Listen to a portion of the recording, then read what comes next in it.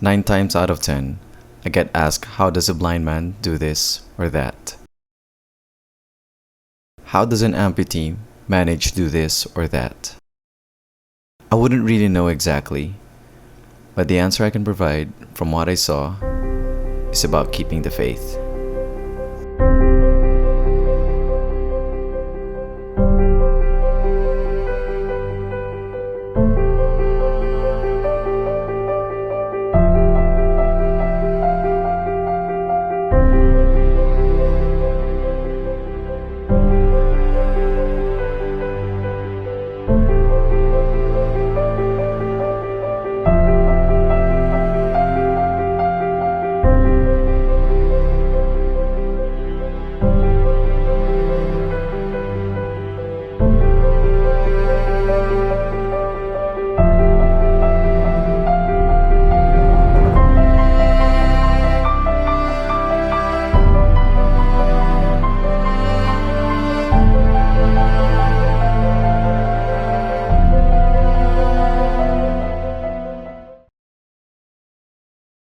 Determination. You just have to keep going.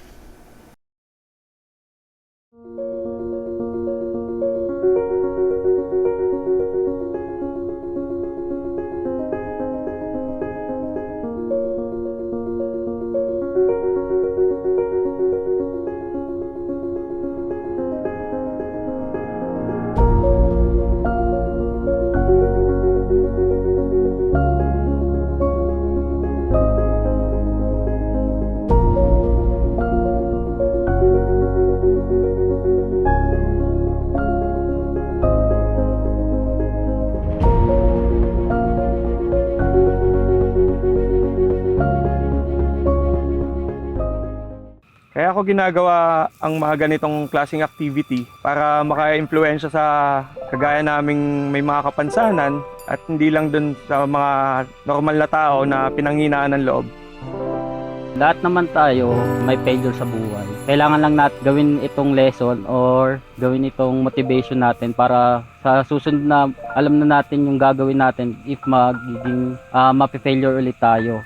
Never give up sa lahat ng failure kasi ito yung daan para sa successful ng isang tao.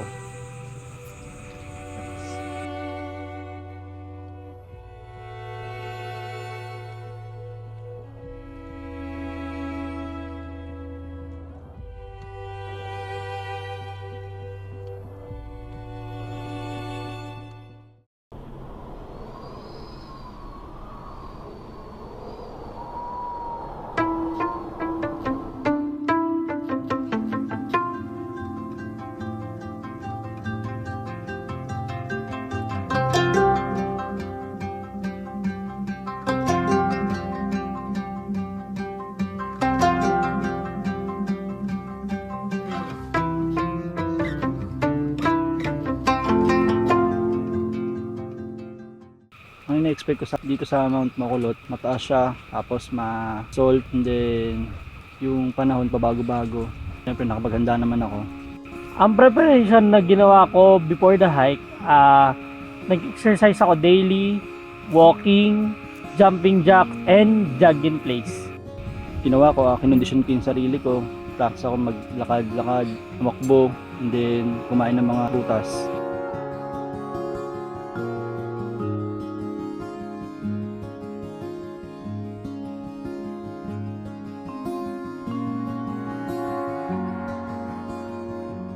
Ako po as visually impaired, naniniwala ako na pwede maging possible lahat ng bagay kasi iniisip ko na hindi hindrance ang pagiging blind ko para magawa lahat ng bagay. And also, lagi akong nagpe-pray at malakas yung faith ko sa Panginoon. Marunong mag-Tagalog. Morning kuya. Oo, marunong. Okay. Raymond. Si Gerald, pangatlong mountain yun na. Wow. Oo. Gerald, hey Gerald, how are you? Para sa akin, ang perso sa buhay yung yun nga, magkasakit ako, mina yung katawan ko, and then ma-depress ako. Natatakot ako nun kung paano yan, baka hindi ko magawa yung bagay na yun kasi paano yan? Kasi blind ako. So, baka hindi ko magawa yung mga bagay na gusto kong magawa. So, ang ginagawa ko, hindi ko na lang iniisip na hindi ko magagawa yung bagay na yun. Naputol yung isang pa ko dahil sa yung mother ko uminom ng gamot daw. Tapos born siya congenital. Aksidente ako ng 2015 kaya naputulan ako ng kanang kamay. So road accident siya. After that medyo mahirap sa umpisa pero wala namang imposible. Basta laksan mo na yung loob mo. Tuloy ng buhay. Nung nasa tiyan pa lang ako ni mama, 3 months pa lang pumutok na yung panubigan niya. So, hindi agad na-detect nung doktor. Kaya, hindi na-develop yung sa may eyes ko. So, kumbaga, ang naging cause talaga nun is amoeba rupture po. And I was born blind.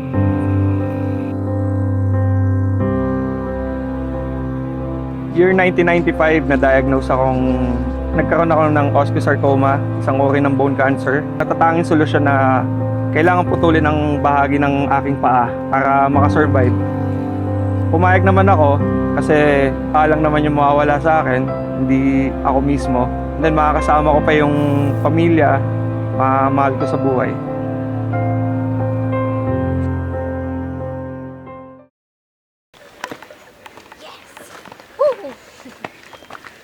Medyo pihit tayo ng konti sa kaliwa.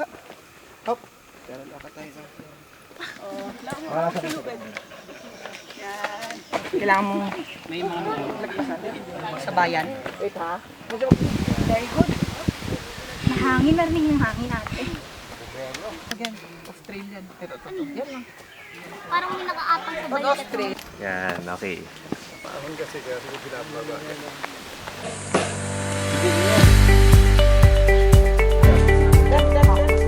Yan ang puno, bro.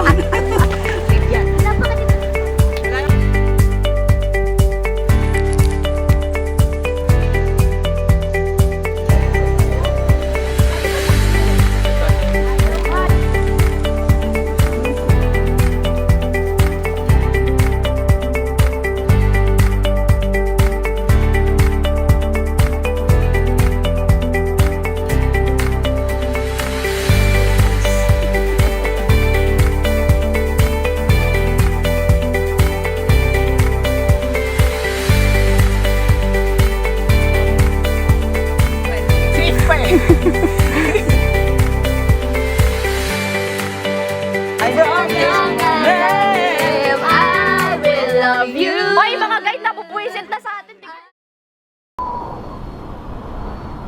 The mountains are a place where we can learn a lot about life. And para sa akin, pag umaakit ako kasama ng mga PWD, whatever disability, I feel so inspired kasi they challenge me. They challenge me as a person that I'm also limited by my own disabilities. It can be mental, it can be emotional, physical. But they challenge me na lahat naman tayo may problema eh. Lahat naman tayo may obstacles. It's all about overcoming our disabilities. It's all about working together so that we can focus more on our abilities instead of our disabilities. So one of the things that I've learned hiking with Gerald and other VIs is the mountain is more than what we see. The mountain is also what we feel, what we hear, the sounds, the smells of the mountain. It's a multi-sensory experience, and it's only by hiking with Gerald and the other VIs that I actually learned that.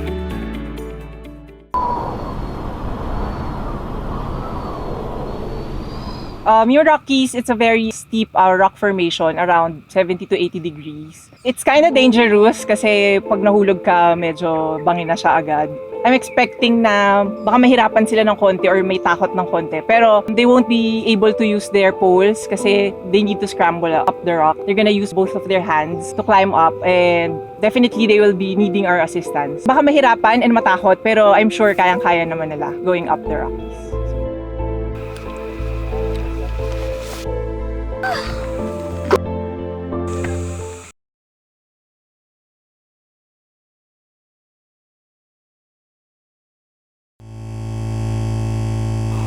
Sandahan. Ito mismo yung tatapakan, di ba? Ramdam mo ba yung bato? Ito po. Yung nasa tuhod. Tapat ng tuhod mo. Sige. Doon mo itatapak yung kanan mo ha. Kanan. Small steps. Po.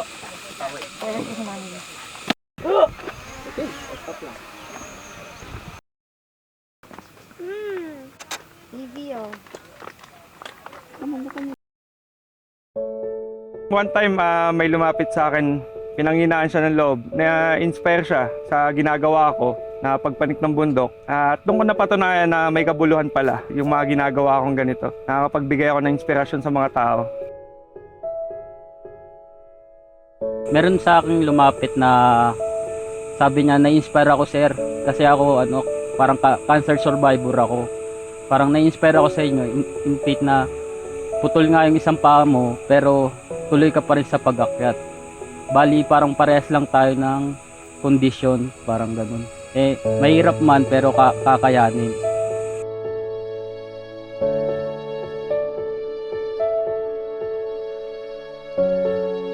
Merong doktor na lumapit sa akin kasi nalaman niya na nakapanik ako ng Mount Pico de Loro noon. So, sabi niya sa akin na na-inspire daw siya kasi despite of my disability, epileptic person na nga, tapos blind pa, nagawa niyang umakyat ng bundok. So, naramdaman ko na, wow, kailangan ko pa talagang maging inspirasyon pa sa ibang tao kasi naisip ko na mas gagalingan ko pa para ma-encourage yung iba doon na may disability para magawa ang lahat ng bagay. Medyo mahirap, lalo na yung part yung Rockies. Kasi yung bato, syempre as visually impaired, hindi mo alam kung saan ka tatapak. Pero bilang may trekking pole, bilang may mga batong malalaki doon, wala, nagpaikot-ikot ako doon, nakayakap ako doon sa mga puno-puno. Well, nasalabid ako sa kahoy, pero okay lang naman, masaya naman. Yung in-expect ko po na mangyayari is, ayun, mapapagod kami, pero sobrang saya po. Yun naman po yung nangyari. Sobrang tagumpay po yung nangyari. Para po kaming nangarap ng mataas at dumaan kami sa mga hirap bago namin na naabot. Yung experience ko po dun sa guide ko po is okay lang naman po. Sobra po niyang funny, sobra po niyang kwela.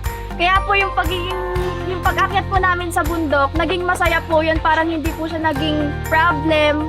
Siya po yung guide na hindi po niya ako pinagsasawa ang turuan mo, left, right, up, down, mga ganun. Siya po yung guide. Kaya nagpapasalamat po ako sa kanya kasi napagtyagaan niya po yung isang tulad ko. Medyo challenging yung nangyari pero enjoy naman kasi 'di ba sa buhay natin hindi puro sarap, kailangan din natin ng hirap. Kung sa buhay nga natin, nakakayanan natin ang lahat ng obstacles, dapat dito, mas kayanin pa natin at huwag tayong susuko hanggang maabot natin ang tagumpay. Una-una, bumilib ako sa kanila dahil akala ko mahirap na yung ginagawa ko, pero mas mahirap pala yung ginagawa nila. When we talk about PWDs going to the mountains, the challenge is not to make it extraordinary. The challenge is not to make it a big deal. The challenge is to make it every day. The challenge is to make it an ordinary part of hiking. Masabi ko lang, pag gusto talaga maraming paraan, sana maging inspirasyon nyo kami sa mga gagawin nyo sa buhay at sana makatulong kami sa inyo para mas lumakas yung loob nyo. So I encourage people to really explore the mountains because it can empower us, but at the same time, we can use it to empower other people. Para rin dun sa mga parents and mga kaibigan na kailangan namin ng suporta nyo para i-boost yung mga katulad namin PWD. Ang message ko lang po sa kanila, salamat kasi pinapayagan nila kami na umattend sa mga ganitong event kahit medyo mahirap at sinusuportahan nila kaming lahat sa aming mga ginagawa.